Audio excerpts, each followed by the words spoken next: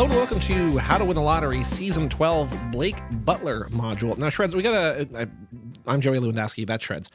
Shreds. He pointed at me. That's Shreds. He pointed at me, folks. I got an important question for you because we announced the order to be UXA then Void. Oh, did we? But we're doing Void now. We're doing Void now. Should we release this before UXA or should we do this? I don't care. This does not matter to me at all. For once in this podcast life, just make a decision. Yeah, no, release it first. Okay.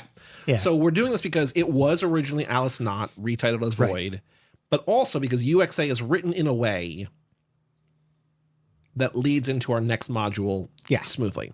Yes. Which you will find out in a few weeks on the Season 13 teaser. Yes, you will. Anyway, we're here with Void Corporation, formerly Alice Knott, a book you read. A book I read when it came out in hardback once upon a time.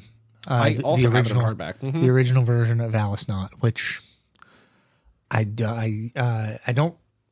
liked it when I read it. I can't put my thumb on any changes that were made throughout. I don't think there were. I think he added the intro segment or the foreword by the author, which provides like really interesting context to the state of mind, his state of mind while he was writing the book, and what like personally you can pull from an author to put upon a text. Yep.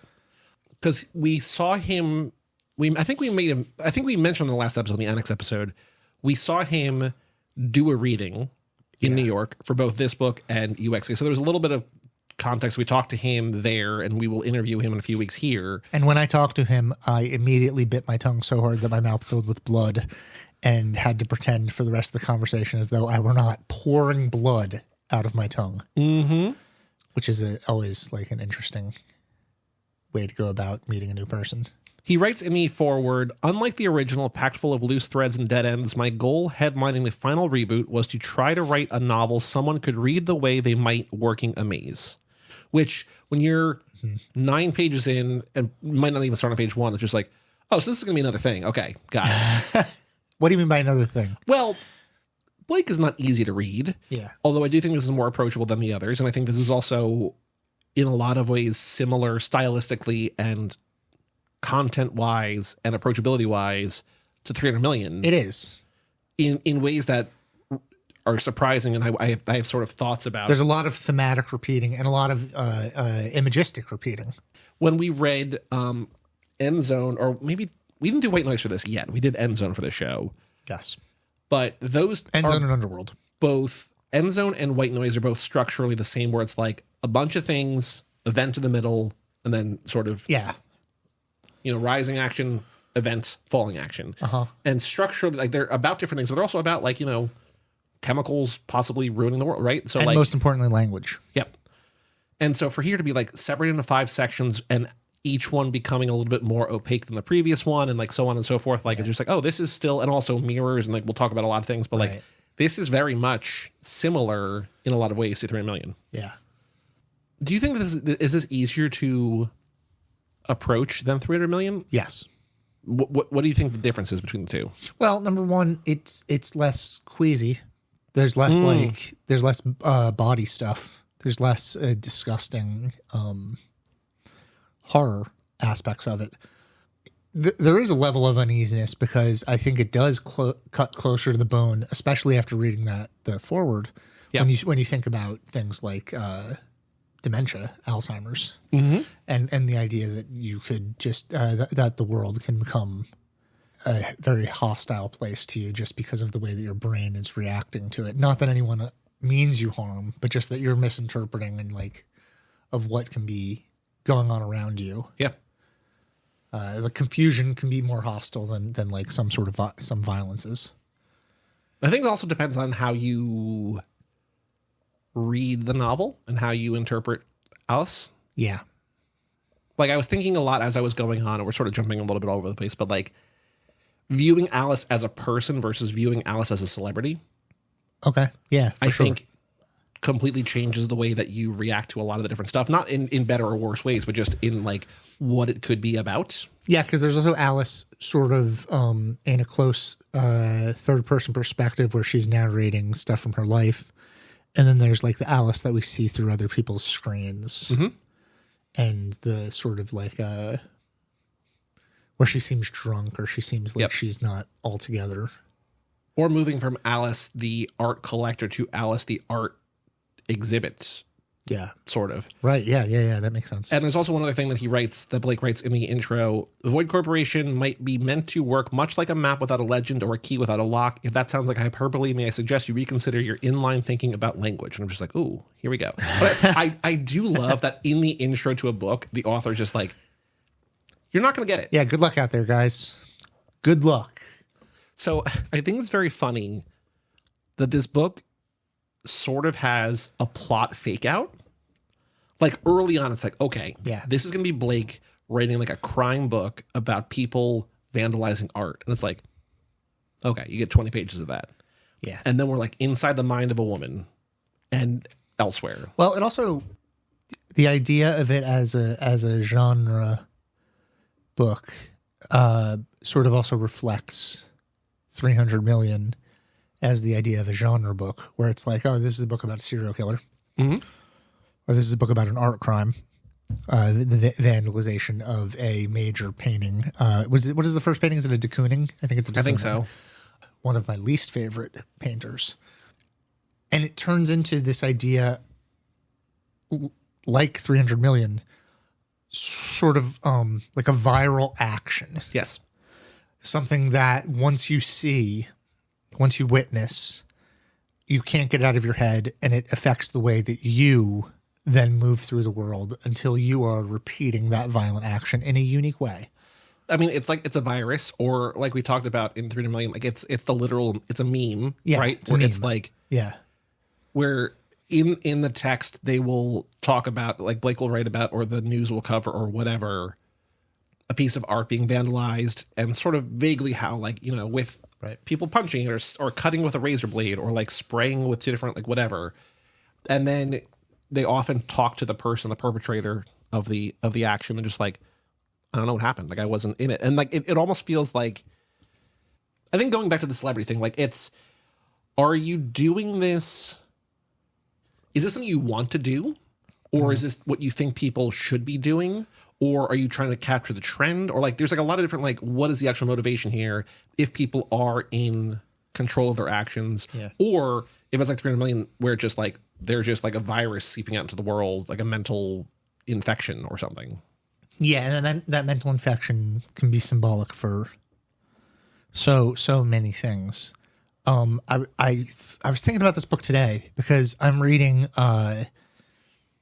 Emily Witt's book, Health and Safety, which is that fiction or nonfiction? No, it's nonfiction. It's a memoir of her time,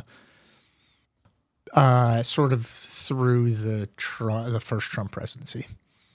Emily Witt is like an essayist for The New Yorker, and she wrote a book called Future Sex about like exactly what it sounds like, how we'll have sex in the future.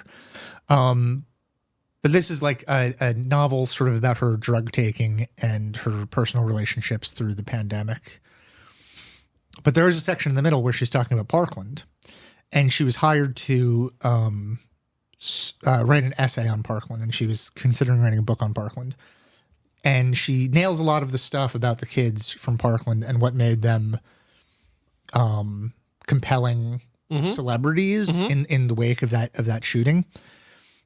And there's a part in the book where she goes, the Parkland kids were also very careful and explicit in their condemnation of the media mentioning the name of the shooter.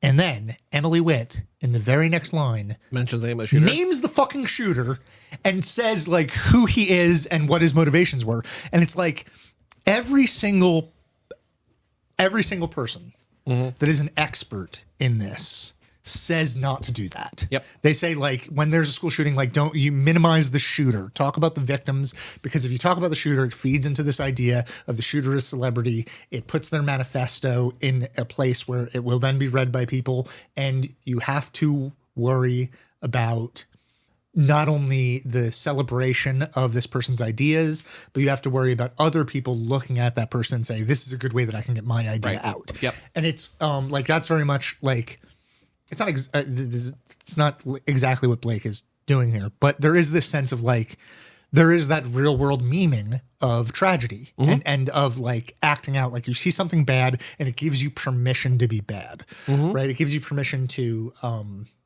do the school shooting that you were thinking about doing because that person's ideology has been validated by 4chan or Reddit or MSNBC or Fox or whatever. Yep. So, yeah, reading this Emily Witt book, I was like, oh, she doesn't get it. Even though like she explicitly seemed like she did get it one sentence ago. And then the next sentence, she's like, this kid's name and then the thing. Yep.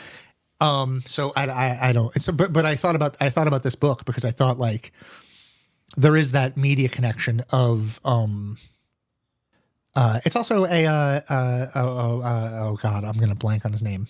Michael Parenti, the political scientist commentator, talks about this idea that like we can never really know what's happening because our experience of all tragedy is curated by the media's experience of that tragedy. Sure.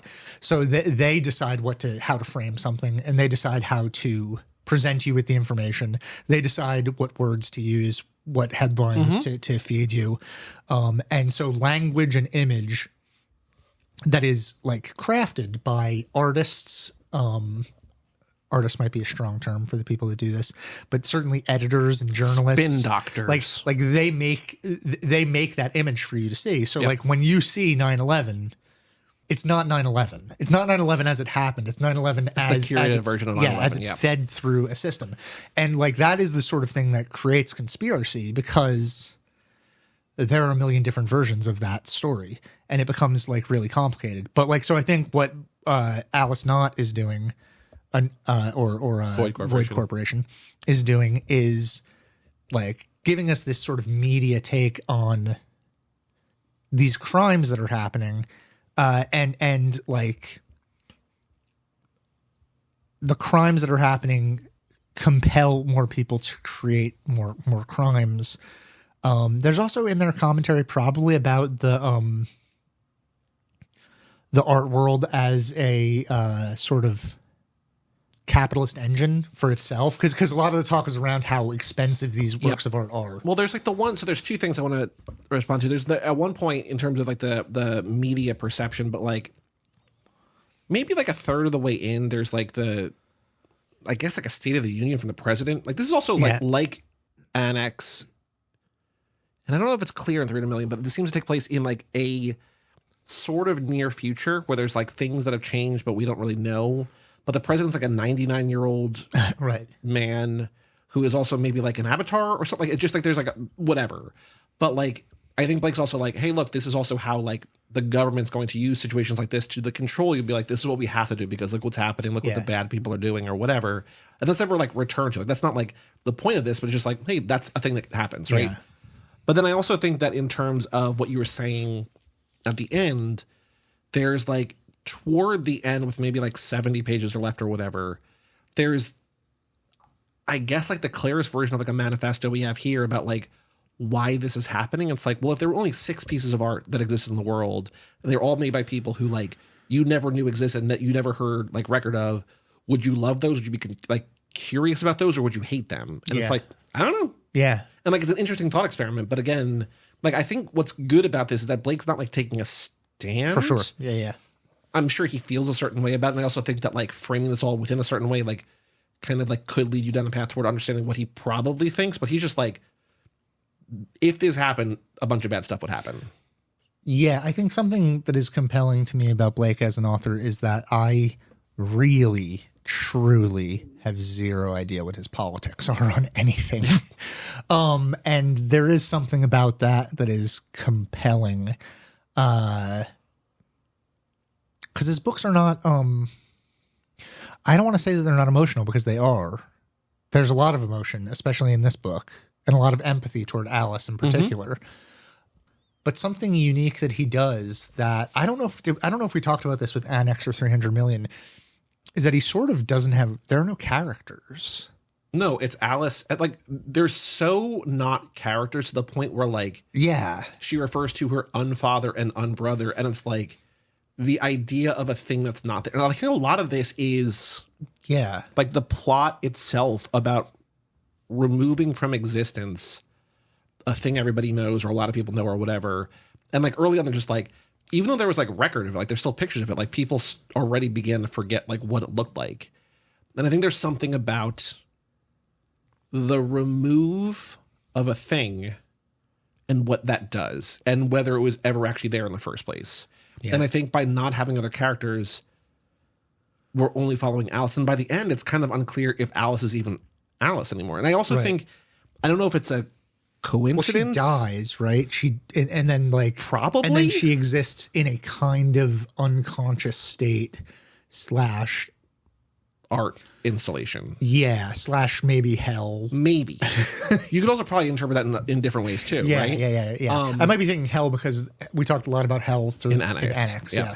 And like that's the same. It's the same thing with Annex and the same thing with 300 Million, where it's like, if you were trying to like make notes about character, I couldn't tell you what the traits of these characters were, and they don't interact with each other. There's no, they don't talk really to each other. Well, I also think because like we're following so much of this from her perspective, and then like, so what I was saying before is that I don't know if it's a coincidence or not, but like there was, I don't know if it was based on the thing, but there was that movie Still Alice, Julianne Moore, where she's like developing dementia and she's like losing the personality of who she is, and at one point, he writes in here, she's still Alice, or like there's something that's like, whether that's a coincidence or a reference. I didn't catch that. Probably not. But anyway, I think there is something like she can describe a character. She can describe her brother, her father, her unfather, her mother, her whatever.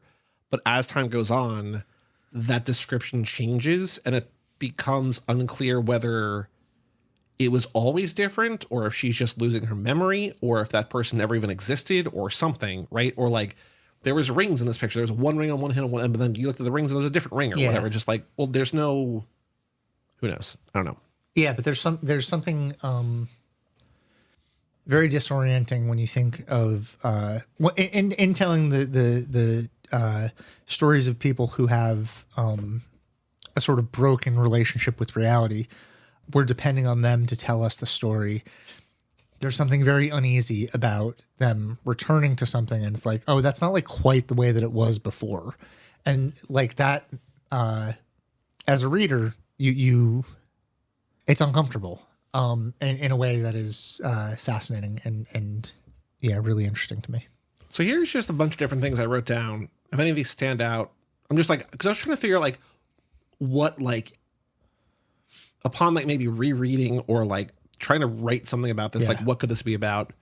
But about not being able to keep up with the world moving too fast, being unable to recognize yourself, remember who you are, remember your own actions. Yeah, I mean, at the very end, there's so specifically like the bit about her looking in a mirror and being like, when you look in a mirror, you like what happens when you look in a mirror and you don't recognize what's in that mirror. Well, there's also, again, to that point, again, like 300 Million, there's the mirrors and reflections and doppelgangers and like endless Alice down the rabbit hole. Like there's something, and which again, like there's also that Alice just as a name is such a Dickensian arbiter of like our interpretation of things that happen with that character, because you have obviously Alice is from Alice in Wonderland, but then it Alice in Wonderland has been made into this sort of psychedelic icon, not only because of Lewis Carroll's work, but because of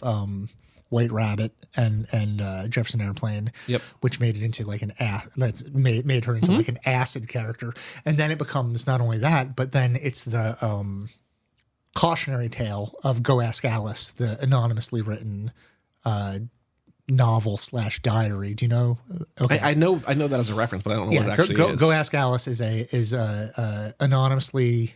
It was presented as being a true anonymous diary written in, I think, the 80s of a junkie / like acid casualty, and then it ended up being like some lady work of fiction. Wrote it. But so like Alice as just as a name has this like lineage that like is directly tied to Alice in Wonderland, but is also tied to this like Alice in Wonderland, which I would say is psychedelic neutral, to White Rabbit, which is psychedelic positive, to Go Ask Alice, which is psychedelic negative, right? So you have like almost like the id, ego, and superego of Alice, of the Alice world. But in each of them, like losing grip of the world around you.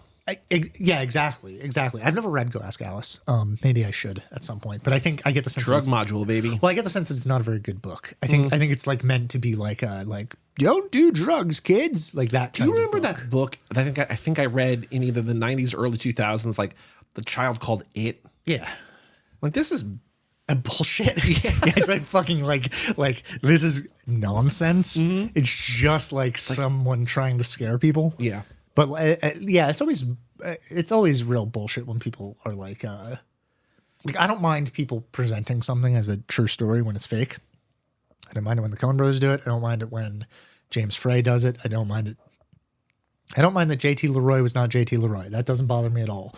But there's something about it when it like a morality tale is presented as being like, this is true and this is why you should be afraid of this thing. Is like, fuck off. Right? Yeah. Yeah.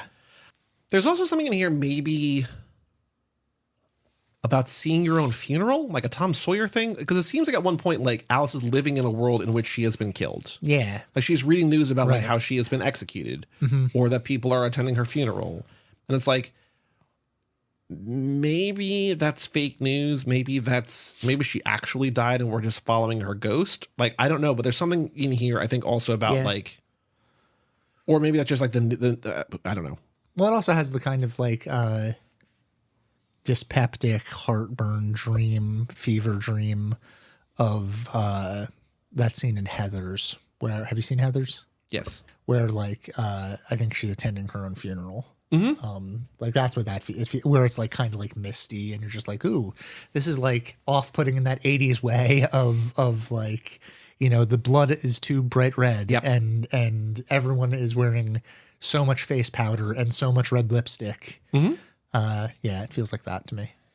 I also thought that maybe, and I don't think this is the case, but at some point I thought maybe this was like a David Fincher's The Game version to Alice where people were like just fucking with her.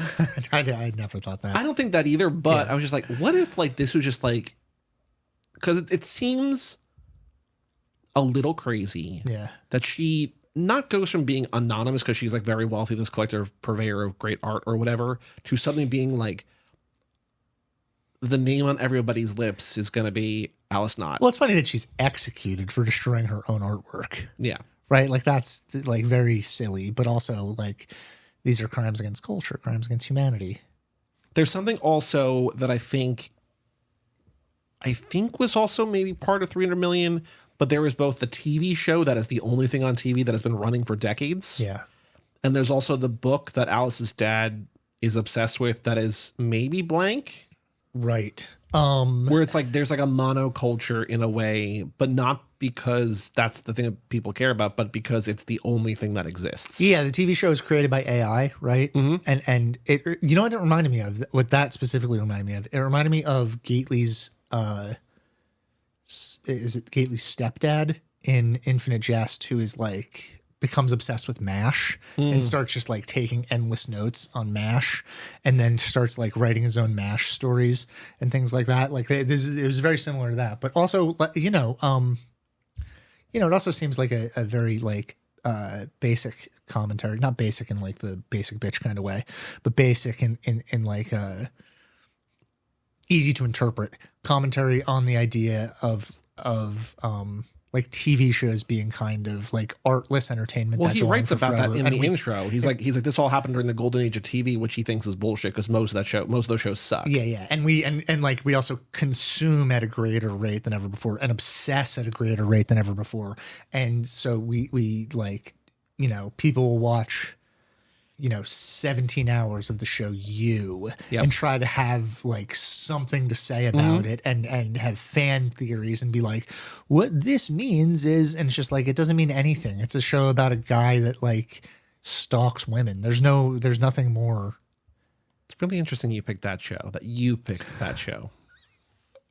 it's like, I like Penn Badgley. When I started watching it just had its finale. Like I started watching Yellowstone and like, I'm sure it gets better, but I remember early on just being like identifying that in a lot of other shows at the time, which is like oh, you're just trying to look and feel like a thing that you're not.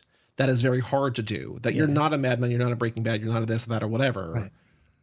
You have to earn that. It's not like you can just buy a really nice camera and be like very atmospheric and moody, and all of a sudden. Remember all of the remember like Pan Am and like I liked Pan Am, but there was another one about like the Playboy Club, and it was just like everybody was just trying to do Mad Men for like a couple of years. Pan Am was you know, was in Pan Am before she broke out. Margot Robbie.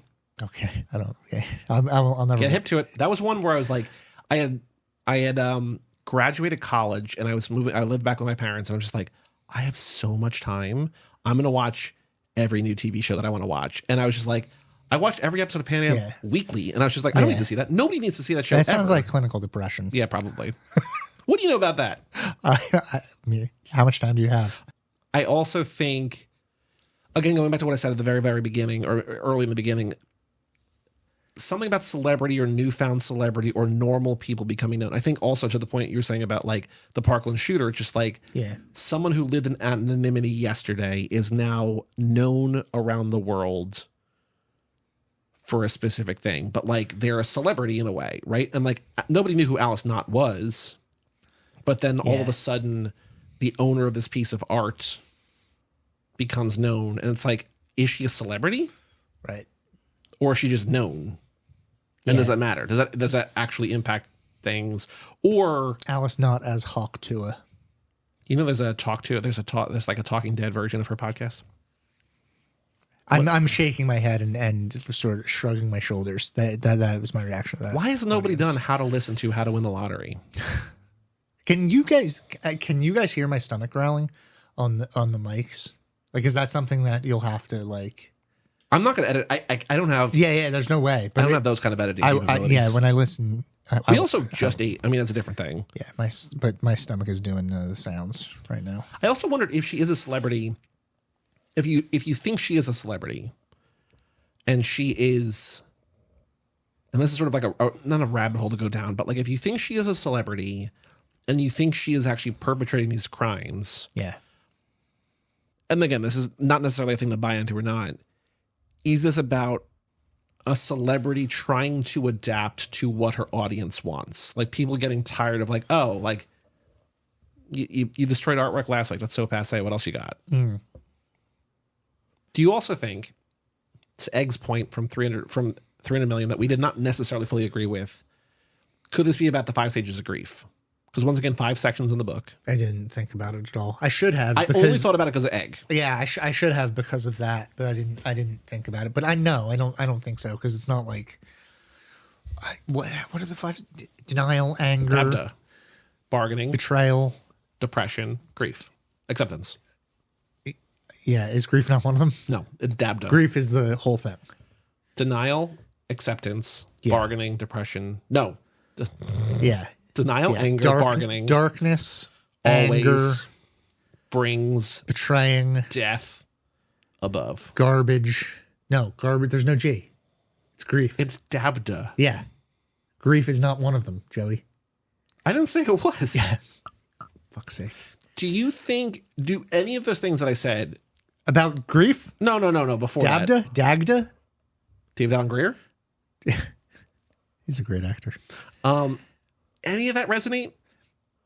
Like, if you had to say like what this book is about? Sure. Yeah. No. I think it's again very similar to 300 million. I think it's about the idea that our brains are very vulnerable to compelling but destructive ideas.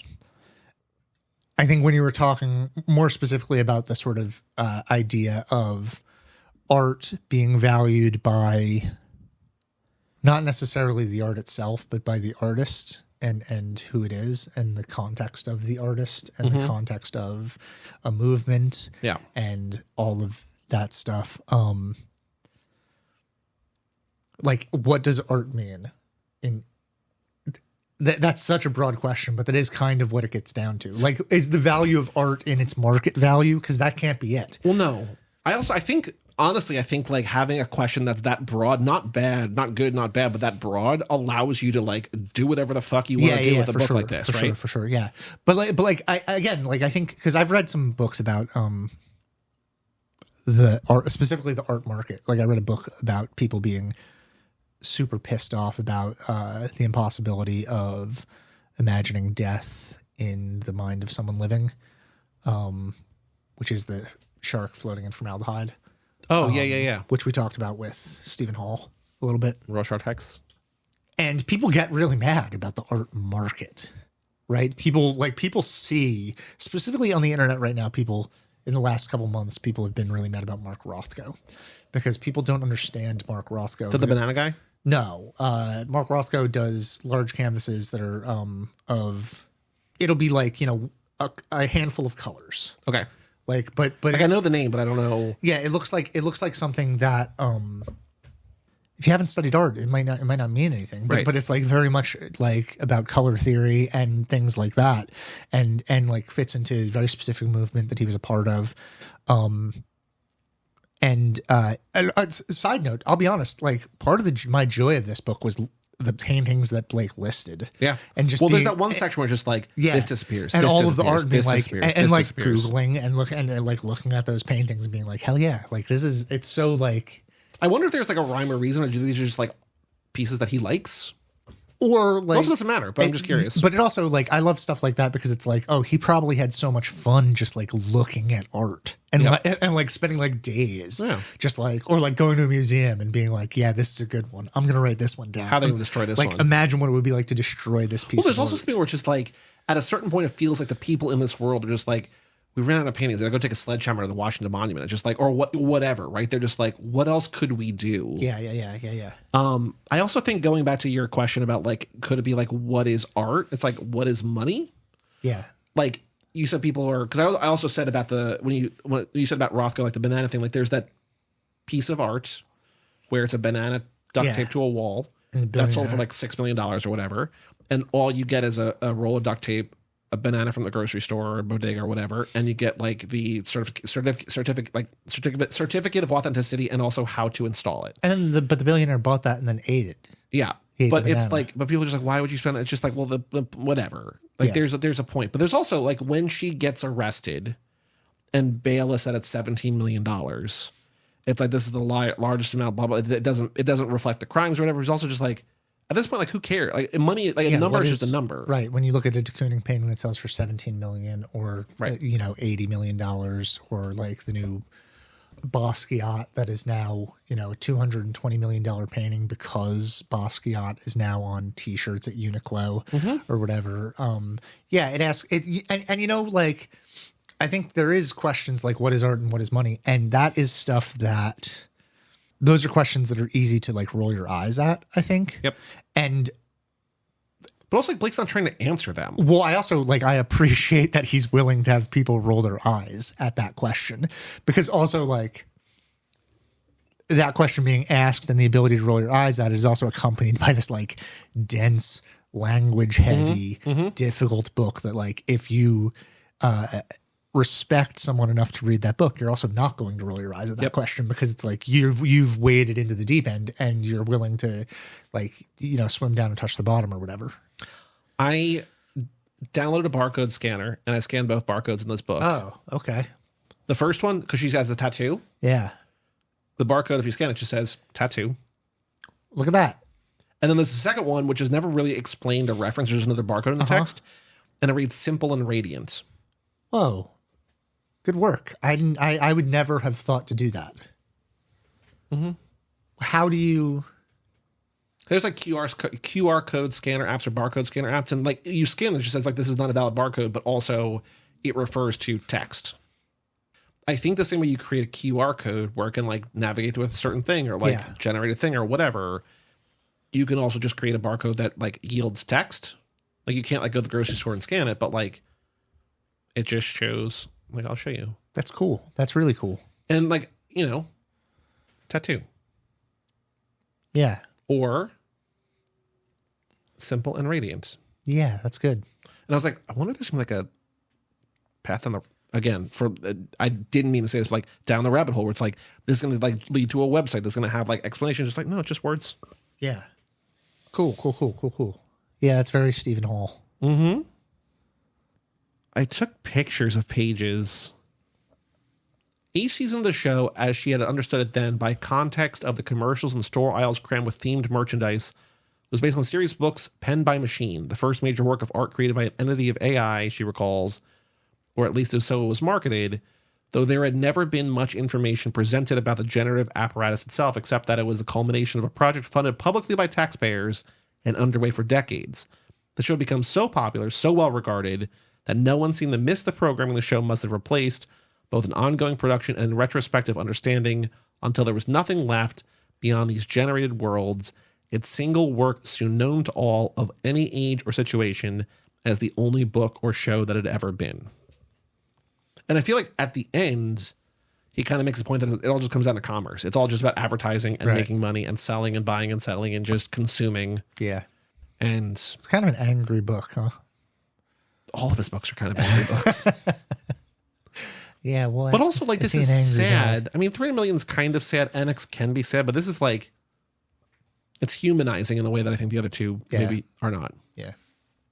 Other notes, other thoughts about it? I think I go to the emails. Where would Alice Knott rank on our long? Would we want to hang out with her? Long since abandoned. Which of these book characters would we want to hang out with list? I almost feel like we would need like 5 tiers of Alice, not like each section. Like which? Yeah. The first one's just like we don't know Alice. She's just like a rich lady. Yeah. And then like you kind of feel bad for her, and then you're like, I don't even know who this person is. Then she dies. Mm-hmm. I can hang out with the rich lady though. Sure. Okay, we have an email address, lottery@cageclub.me. If you want to write in about this book or any book, we have one email, Meg's reaction to Void Corporation. The parts that I liked the most about this book were the ones where it was about Alice and Alice's family. I know that most of the book was about that, but I wanted more. Just more about her family and her unfamily. I also wanted more specific scenes. I was pretty uninterested in the destroying of art, but that's also because I don't really like nihilism. Well, it seems like Blake is very much... Yeah, that's interesting. To categorize it as nihilism is interesting. I think there is nihilism both in the act within the book and in the book itself. Mm-hmm. Yeah, I guess I'll have to think that over. I think it's nihilism with a point, though. It's not like nothing matters. It's like, if nothing matters, then what does that mean? Uh-huh. Maybe? I don't know. Egg Rates, before I close on my email, I have a couple of questions for you guys. For Shreds. How does this compare to Alice Knott? Well, I don't have any notes about differences because, well, number one, I read that book like 3 years ago, and it's, similar to Blake's other books. It's not the sort of thing where specific details stick in your head so much as a vibe and a sort of dreamlike feeling stick around. So, if there are differences that I'm ashamed to say that I didn't recognize them.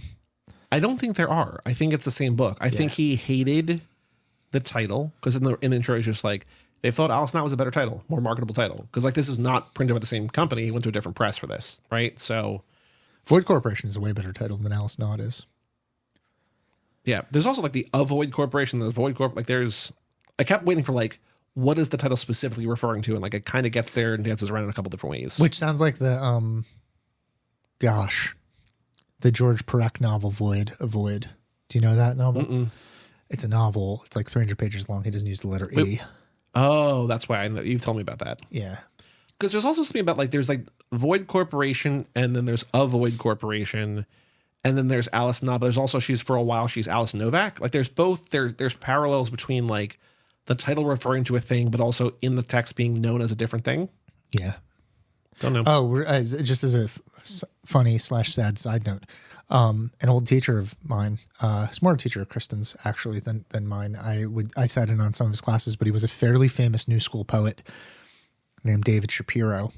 I emailed him once, and I asked him why he didn't teach in the English program at my school, why he taught in the art program, and his answer was, funnily enough, they never asked. And then he signed his name, but he had Parkinson's, and he had a terrible tremor in his hand, and so like there were typos like even in this thing that was like a couple lines that was just like ridden with typos, and so instead of writing David Shapiro, he wrote devoid Shapiro, and then after it he just wrote emphasis on the void. I was like, it's so funny to not go back and correct that typo, but to just like comment like, oh, it's so funny that I wrote devoid. Pretty good. Egg writes, for both of you, have you guys had any experiences where a piece of art physically moved you, a la Giraffe in Paradise? Yeah. She says, my story about this is kind of silly, but when I was in high school, I saw a tote bag in Target that was a bunch of spoons lined up. I didn't buy it, then Stress almost did a spit take. He is doubled over in laughter right now. Please, I got to hear about this bag. I didn't buy it then, but I thought about that bag so much that I went back to Target like a week later specifically to buy the spoon bag. But I instantly thought about my spoon bag when the mayor was talking about his giraffe painting. All in all, even though I was getting this micro email, I like the book the best of the 3 Blake Butlers that we have read. I knew that Meg would like this the best because it is in many ways the most like connected to human reality, connected to the emotions that we feel. Do you have an art that physically? I mean, I feel like I don't know if there's one piece in particular. I feel like there's something really special. Like I've gone to, over the last couple of years, especially, I've gone to more than a handful of museums and galleries. And I think there is something really special about like walking through a room and not really connecting with things and then turning the corner to a new room and just being caught by something. And there's something that just like, I don't know why they arrange rooms the way they do, why they put things in like they sort of theme like these are all the Italian painters, these are the Renaissance, whatever. But like there's something about whatever the theme of this room is, for lack of a better phrase, I don't connect with it. Then you like turn the corner, like, oh my, like this is the thing. I think there's something, I mean, it's a very popular, this is basic in the basic bitch sense, but I really do like Nighthawks. Like of the painting of it's like a diner. A diner. Yeah. I think there's something that's very like I like sad, sort of quiet, like Americana like that, but I also not like a Norman Rockwell thing, but there's something where there's just like an underpinning of sadness in a thing that feels every day. Yeah. Okay. What's yours? What's your spoon bag? I have, this happened to me like quite a bit when I was younger. It doesn't happen to me that much anymore because I feel like your body, you react differently when you get older and you're worn down and you've seen more things and stuff like that. But this used to happen to me with art. It still can happen to me with fiction sometimes. But when I was 15 years old, like art was very much my life, like painting and drawing and stuff. And I went with the Art Honor Society on a trip to the Philadelphia Museum of Art. I'm going there on Saturday. So you'll see this then. Make sure you go in and see it. There is a painting there by Cy Twombly called The 50 Days at Ilham, which is... why do I know Cy Twombly? It is because he's a great painter. Okay. He's like he's my all-time favorite painter. And because of this painting. And it is it's an entire room that is made up of these...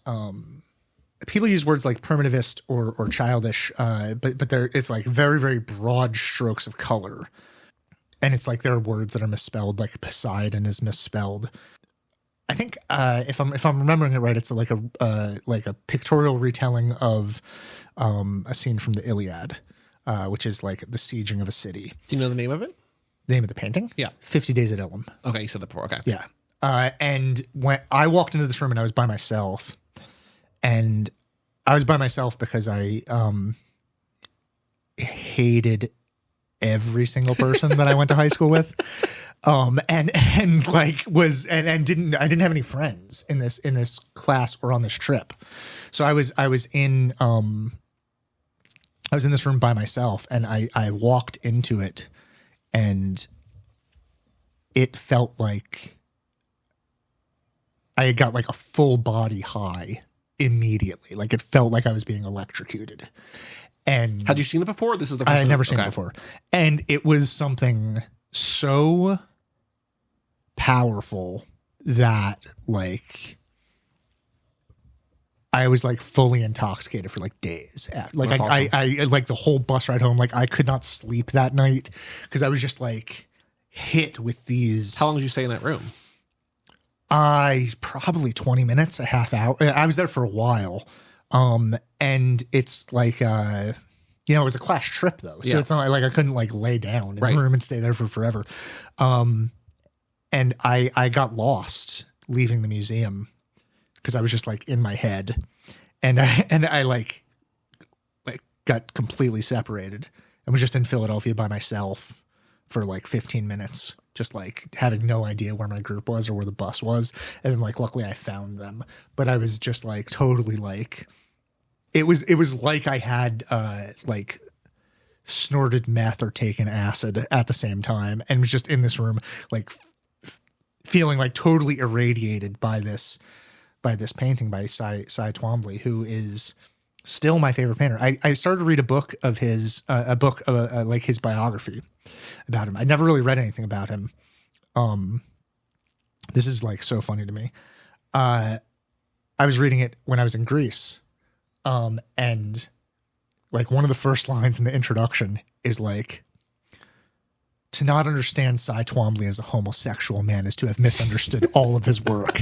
And I was like, I never knew that he was gay. Like I never, it never occurred to me. Like I'm reacting to this painting just as like colors and as like this like slash of power on a wall, like this like primal expression of emotion.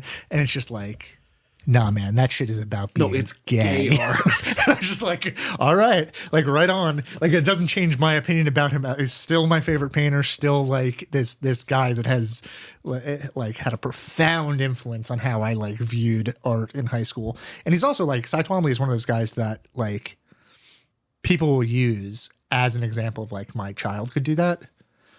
Oh, like they're like, oh, I see this fucking like you just throw some paint on the wall, and it's just like, no, your child could not make me feel that way, right? With their painting, it doesn't work like that. My boss says that a lot about AI now, or about like, there's a difference between what does he call it? It calls it like artistry and proficiency or technical excellence, where it's like you just because you know how to play 1,000 notes in a minute, or like you could type it like whatever, does not mean you can play music that moves you, or just because you can like perfectly recreate a piece of art does not mean that you can create an original piece of art that will make people feel something. Like you could copy whatever great piece of art line for line, dot for dot, note for note, whatever, and he's like, you won't feel anything. But if Picasso or someone just like draws 6 lines on a piece of paper, people will stare at that. And it's just like, I don't know enough about art. Like I wish that I knew more. And I kind of like learning in small doses. Like I don't want to just dive in because I feel like I would be overwhelmed. But I like sort of encountering it as I encounter it. But when Margaret and I were in France a couple of months ago and we went to the Louvre, I feel like everybody waiting on, like we were not by any stretch of imagination like the first people there. Like there's like a long line ahead of us. But I feel like everybody, because it's so big and because people just sort of book it toward the Mona Lisa, which is just like a mob scene. That we like had, like there were wings of that or rooms of that where we were the only people there. And they weren't like things that I necessarily cared about. I was just like, oh, this is like cool. Like we have this whole, it feels like we have the entire museum to ourselves. And we turned the corner and just the Venus de Milo was there and we were alone in the room. We're like, wow, what?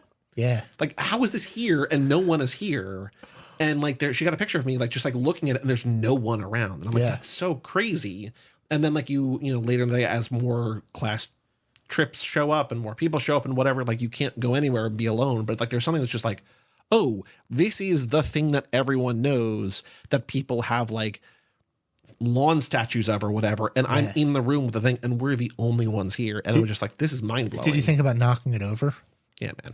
Or like, hell yeah, if I had read this book first, I would have thought about it. That's like so interesting, because if you had read this book like right before going to a museum, when you're in that museum, every piece of art looks like something that you can destroy. Like a target. Yeah. Which is like, that is in some ways what's going on with this book, right? Yeah. That it is like rewiring your brain to reconsider art as a target. But like, don't do it. I mean, obviously, don't do it. Unless you have like bean soup and you want to say something about climate change. Just keep reading.